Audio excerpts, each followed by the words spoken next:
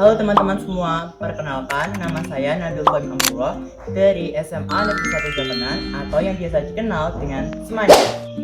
Pernah gak sih kalian yakin harus memilih di antara menepati janji atau mengikuti kata hati kalian sendiri? Nah, dilema itulah yang akan dibahas dalam buku Janji di Tanah Jawa karya Agil Sri Rahayu. Di dalam video ini, saya akan memberikan pembahasan tentang identitas buku, sinopsis buku, kelebihan, kekurangan, dan juga pendapat saya sendiri setelah membaca buku ini. Buku ini berjudul Janji di Tanah Jawa Antara Sumpah dan Asmara, ditulis oleh Agil Sri Rahayu.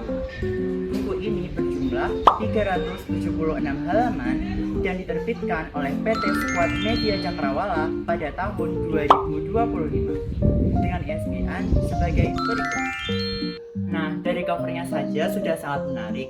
Di sini terdapat suasana dari Kadipaten Jayamukti dan dua tokoh utamanya yang bernama Raden Mas Manggala dan Kinanti Asih Kiranagara. Novel ini berlatar pada tahun 1840. Awal dari cerita ini dimulai dengan Raden Mas Manggala yang disuruh oleh ayah angkatnya yang bernama William Albert untuk menjadi penasihat politik bagi bupati.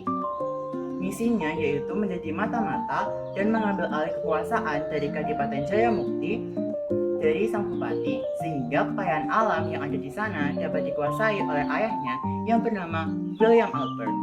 Semuanya berubah saat Raden Mas Manggala bertemu dengan seorang gadis cantik bernama Kinanti Asih Kiranagara, yaitu putri sang bupati. Muncul benih-benih cinta di antara keduanya. Ia pun kebingungan harus memilih di antara mengikuti sumpah yang telah ia pegang atau mengikuti kata hatinya. Hal yang paling menarik dari novel ini adalah bagaimana penulis menggambarkan latar belakang sang tokoh, yaitu Manggala, melalui masa lalunya yang memiliki dendam terhadap kampung halamannya, yaitu di Kadipaten Jayamukti. Masa balas dendam, luka yang ia alami membuatnya berada di posisi yang sangat sulit untuk bagaimana menentukan jalan hidupnya. Jadi novel ini bukan hanya tentang kisah cinta saja, melainkan juga tentang menentukan jalan hidup, kesetiaan, dan keberanian untuk memilih apa yang benar. Penulis juga menggunakan istilah-istilah penyebutan tradisional dalam bahasa Jawa seperti penyebutan rama, riuh, dan sebagainya.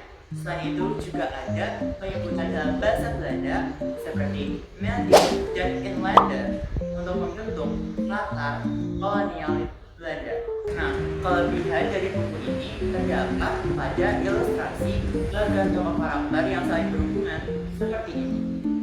Di sini terdapat hubungan di antara para tokoh-tokohnya. Selain itu juga terdapat ilustrasi dari tiga tokoh utamanya.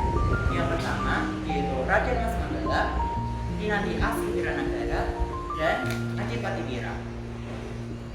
Penulis menggunakan bahasa yang cukup mudah dipahami bagi pembaca pemula yang ingin mengikuti genre historical romance.